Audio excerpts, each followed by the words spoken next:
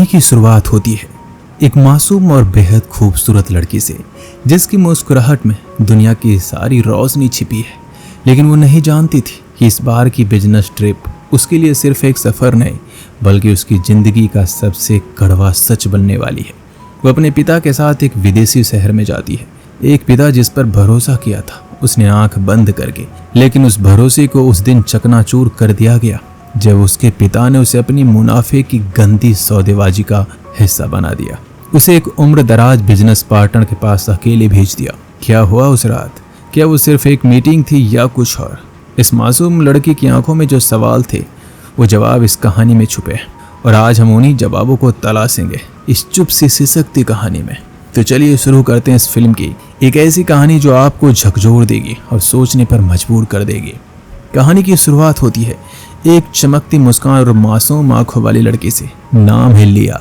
करीब 20 साल की उम्र होगी उसकी। दिल से कोमल और चेहरे से बेहद खूबसूरत।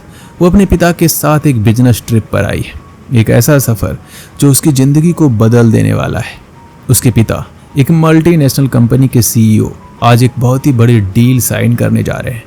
लिया अपने पिता के कमरे में आती है और मुस्कुराते हुए पूछती है, डैड आप क्या कर रहे हैं? पिता जवाब देते हैं, मैं उस डील के लिए स्पीच की तैयारी कर रहा हूँ। ये डील मेरे करियर की सबसे बड़ी जीत हो सकती है। लिया जिज्ञासु होकर कहती है, क्या मैं भी आपके साथ चल सकती हूँ उस मीटिंग में? वादा करती हूँ चुपचाप बिल्कुल डिसिप्लिन से बैठी रहूँगी।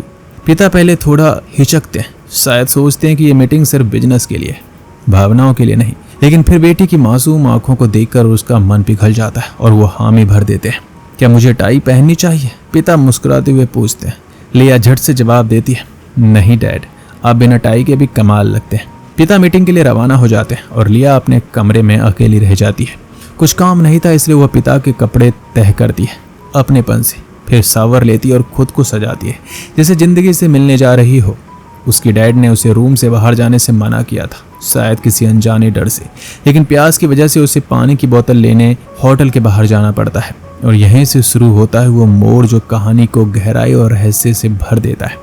लिया लिफ्ट में चढ़ती है, लेकिन तभी उसमें एक हैंडसम लेकिन उम्र में बड़ा आदमी आता है। वो शांति से अपने फ्लोर का बटन दबाता है, लेकिन उसी पल उसका हाथ लिया को छू जाता है। ये छूना संयोग नहीं था, उसने जानबूझकर ऐसा किया था। लेकिन लिया ने कोई रिएक्शन नहीं दिया। वो तो बस आराम से च्युइंगम चबाती रही जैसे कुछ हुआ ही ना हो। शायद यही बात उस आदमी को सबसे ज़्यादा पसंद आई। वो चुपचाप लिया को घूरने लगता है। उसकी मासूमियत में छुपी सुंदरता उसे खींच रही थी। लिफ्ट का दरवाजा खुलता है, वो आदमी बाहर निकलता है, लेकिन जाते जाते एक बार फिर पीछे मुड़कर लिया को देखता है। एक नज़र जो शायद इत्तेफाक नहीं थी, एक इरादा था। और यहीं से कहानी की असली परतें खुलने शुरू होती है। अब लिया अपने रूम में वापस आ चुकी है। वो यहाँ आकर देखती है उसके फादर पहले ही आ चुके हैं। उसके डैड उससे पूछते हैं, तुम कहाँ गई थी? लिया कहती है, मैं वाटर बोतल खरीदने के लिए गई थी। डैड कहते हैं, कम से कम तुम्हें मुझे बता कर जाना चाहिए, मैंने तो तुम्हें रूम से बाहर निकलने के लिए मना किया था। लिया अपनी गलती मानती है और अपने फादर से सॉरी कहती है। लिया के फादर का गुस्सा शांत होता है। इसके बाद वो अपनी बेटी को गले से लगाते हैं और कहते हैं, मुझे तुम्हारी बहुत फिक्र है। मैं तुम्हें हर वक्त इसलिए बोलता हूँ क्योंकि तुम्हारे अलावा मेरा इस दुनिया में कोई भी नहीं। लिया के फादर अब यहाँ पर बताते हैं कि होटल के मैनेजमेंट ने एक बिजनेस पार्टी रखी है, इसलिए तुम जल्दी से अपने कपड़े बदल लो क्योंकि हमें उस पार्टी में जाना है। लिया चेंज करते हुए उनसे पूछती है, आपकी आज की मीटिंग कैसी रही? क्या ये डील हमें मिल पाएगी? लिया के फादर मीटिंग के बारे में कोई भी जवाब नहीं देते। इसके बाद वह लिया के ड्रेस की तारीफ करते हुए कहते हैं, तुम बहुत खूबसूरत लग रही हो। उसके बाद फादर कहते हैं, चलो मीटिंग में चलते हैं। अब वो लोग डिनर में पहुंच चुके हैं। लिया के फादर क्रिस्टिन नाम के आदमी से मिलते हैं, कहते हैं कि ये मेरी बेटी है। लेकिन लिया तो पहले ही क्रिस्टिन से मिल चुकी होती है क्योंकि ये वही शख्स था जो लिफ्ट में लिया को टच किया था। लिया के डैड क्रिस्टिन से बातें करने के लिए उसे दूसरी तरफ ले जाते हैं। लिया यहाँ पर अपने फादर से कहती है, इस बार डील लेकर ही आना। उन दोनों के यहाँ से जाने के बाद इस पार्टी में दूसरे लोगों से वो मिलने लगती है। लिया देखती है कि क्रिस्टिन और उसके डैड के बीच में बातें हो रही है और उन दोनों के बीच में किसी बात को लेकर आर्गुमेंट हो रहा है। इसके बाद लिया अपने डैड के पास आती है क्योंकि उसके डैड होपलेस से लग रहे थे। लिया अपने डैड से पूछती है, क्या मैं कोई हेल्प कर सकती हूँ? तब लिया के डैड गुस्से में उससे कहते हैं, क्या तुम मुझे वो डील दिलवा सकती हो? अगर तुम दिला सकती हो तो तुम दिला दो। लिया के डैड उसे डांटते हुए सब कहते हैं क्योंकि लिया के बार बार पूछने से वो परेशान हो चुके थे। अपने डैड के ऐसे बिहेवियर की वजह से लिया यहाँ पर सभी के सामने रोने लगती है और रोते हुए होटल के टेरेस पे पहुँचती है जहाँ पर क्रिस्टन पहले से मौजूद था।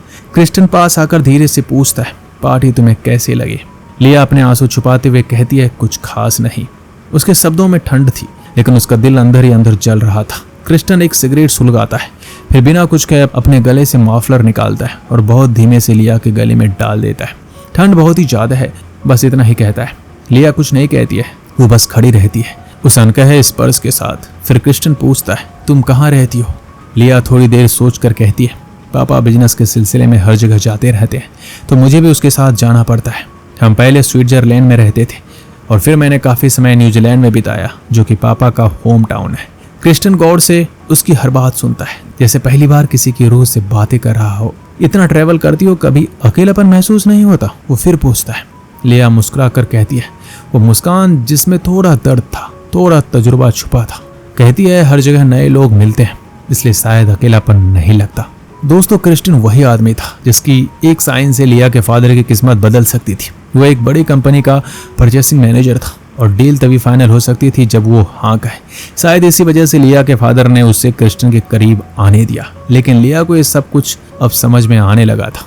वो चुपचाप मफलर उतारती है, क्रिस्टन की तरफ बढ़ाती और कहती है, मुझे जाना चाहिए, शायद मुझे डैड ढूंढ रहे होंगे। वो बिना कुछ कहे वहां से चली जाती है। कुछ देर बाद हम लोग मीटिंग में देखते हैं, यहाँ पर लिया भी होती है। लिया के डैड क्रिस्टन से कहते हैं, तुम्हें मुझे ये कॉन्ट्रैक्ट देना चाहिए, क्योंकि यह एक बेहतरीन क्वालिटी का कारपेट बहुत कम दामों में देने के लिए तैयार है। तभी क्रिस्टन लिया के डैड से कहता है, तुम्हें प्राइस और भी कम करना होगा, तभी मैं ये डील दे सकता हूँ। लिया के डैड अपने प्रोडक्ट के बारे में एक्सप्लेनेशन दे रहे होते हैं, लेकिन क्रिस्टन का ध्यान कहीं और था। वो तो बस लिया को देख ही जा रहा था। लिया बैठकर अपने हैंडबैग से खेल रही थी।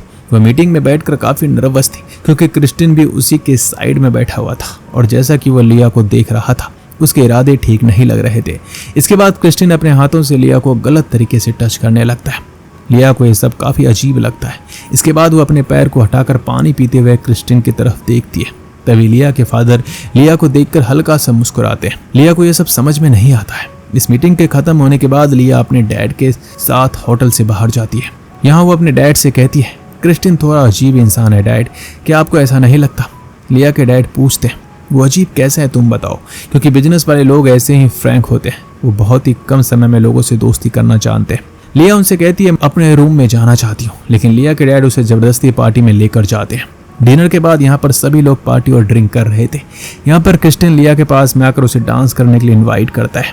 अब ये लोग साथ में डांस कर रहे थे। पहले तो लिया को थोड़ा अजीब लगता है, लेकिन धीरे धीरे वह क्रिस्टन के साथ में कंफर्टेबल हो जाती है। वह यहाँ पर अपने डैड से बात करना चाहती थी, लेकिन डैड तो किसी और औरत से पहले ही लगे हुए थे। धीरे धीरे क्रिस्टन लिया को पार्टी की दूसरी तरफ लेकर जाता है। वहाँ लिया बार बार अपने फादर की तरफ देख रही थी। वो सोच रही आखिर उसके फादर उसे रोक क्यों नहीं रहे। वो ये सब सोचते हुए क्रिस्टन के साथ डांस कर रही थी। डांस करते करते ये लोग काफी नजदीक आ जाते हैं। अब लिया भी कृष्ण की तरफ अट्रैक्ट होने लगी थी। तभी लिया अपने डैड की तरफ देखती है, जो कि अपनी ही मस्ती में होते हैं, और वह लिया की तरफ कोई भी ध्यान नहीं दे रहे थे। लिया पहली बार अपने फादर का ऐसा बिहेवियर देख रही थी, और उसके फादर ने आज तक कभी भी लिया को इतनी फ्रीडम नहीं दी थी। तभी क्रिस्टन लिया के साथ में डांस करते हुए उसे किस करने लगता है। लिया अभी भी अपने फादर की तरफ देख रही थी। अब डैड भी उसे देखते हैं, लेकिन वह इसके बाद वहां से चले जाते हैं। देखने में ऐसा लग रहा था उसके डैड जानबूझकर ये चाहते थे कि लिया क्रिस्टन के और भी करीब हो जाए। लिया को कुछ भी समझ में नहीं आ रहा था। तभी क्रिस्टन उससे कहता है, चलो कहीं बाहर चलते हैं। लिया भी जाने के लिए मान जाती है। इसके बाद क्रिस्टन लिया का हाथ पकड़कर उसे कहीं लेकर जाता है। लिया काफी कंफ्यूजन में होती है। क्रिस्टन लिया को अपने कमरे में ले जाता है और उसे ड्रिंक ऑफर करता है। लिया बिना ज्यादा सोचे ड्रिंक ले लेती है।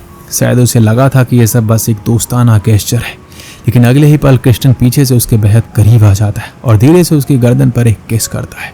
लिया थोड़ा हिचकती है, लेकिन फिर सब कुछ इतनी तेजी से होता है कि वो कुछ समझ नहीं पाती या शायद महसूस नहीं करना चाहती थी। दोनों एक दूसरे के बहुत करीब आ जाते हैं और वहीं एक रिश्ता बनता है, जिसे क्रिस्टन सिर्फ एक कार्यक्रम समझता है और लिया शायद कुछ ज्यादा। अगले ही पल क्रिस्टन उसे अकेला छोड़कर चला जाता है, बिना कुछ कहे, बिना पीछे देखे।